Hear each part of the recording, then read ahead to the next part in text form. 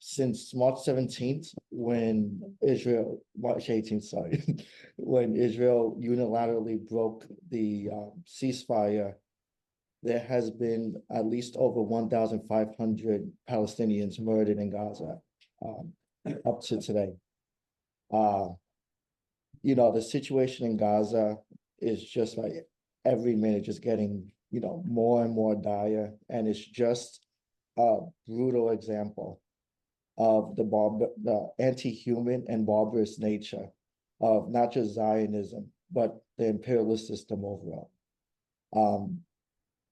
When I was on the bus coming here, one of the most powerful, allies of Gaza in the region, Yemen, was hit by U.S. military attacks on an oil refinery. So as I was on the bus telling you guys that in traffic, 17 martyrs ascended in Yemen due to U.S. imperialism. Gaza right now really has become, the main, honestly, the main focal point for resistance in the world. As we continue to get all these videos of, the IOF bombing tent cities, because they didn't even wait for Gaza to really rebuild. It's just that they're taking out Gazans, any way they can.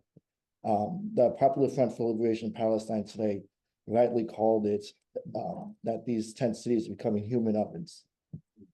And, it's just ironic, especially as a Jew, to see people using my, name and identity in order to justify Nazi acts against the Palestinian indigenous population.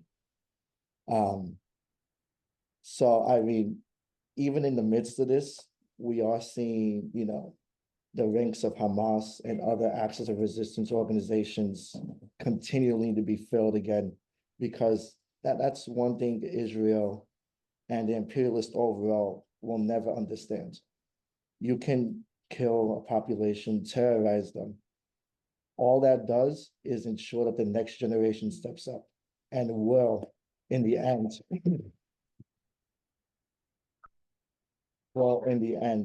complete the historical task of liberating their nation and honestly liberating the rest of the world through their contributions to the world revolution. Hamas has called for days, a week of demonstrations and different actions in order to protest the continued Israeli barbarity.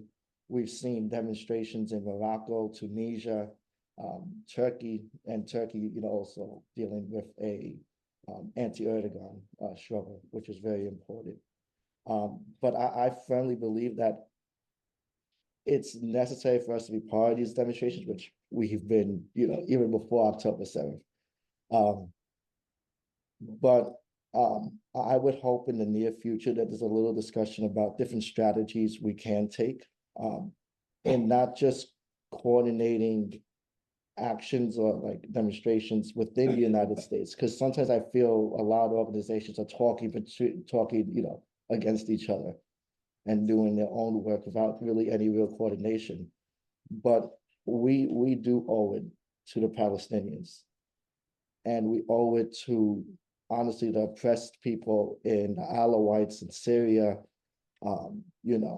the working and peasantry in Lebanon, who are dealing with basically a U.S.-backed president who's trying to integrate Hezbollah into the Lebanese army as a way of, really lowering the pressure on Israel in its incursions in Lebanon. We owe it to the world revolutionary masses to really be able to build a transnational movement that is actually coordinated, because we've seen protests, mass protests worldwide. And we're still in the middle of a genocide right now. So I think we need to be a little more strategic. Speaking of the aforementioned call for protests, the following is a message from Hamas. Amid the ongoing brutal Zionist aggression on the Gaza Strip and the escalating horrific massacres against innocent civilians, with full American support and alarming international silence, we in the Islamic Resistance Movement, Hamas, issue an urgent call to our Arab and Islamic nations and to all the free people of the world to actively participate in a global week under the slogan, Gaza cries out to you. We call for the mobilization of all energies and means throughout the upcoming week in support of Gaza's steadfastness and condemnation of the aggression, and to demand an end to the genocide through the escalation of all forms of solidarity action, including marches, sit-ins, and protests in capitals, cities, and public squares across the world. We call for Friday, Saturday, and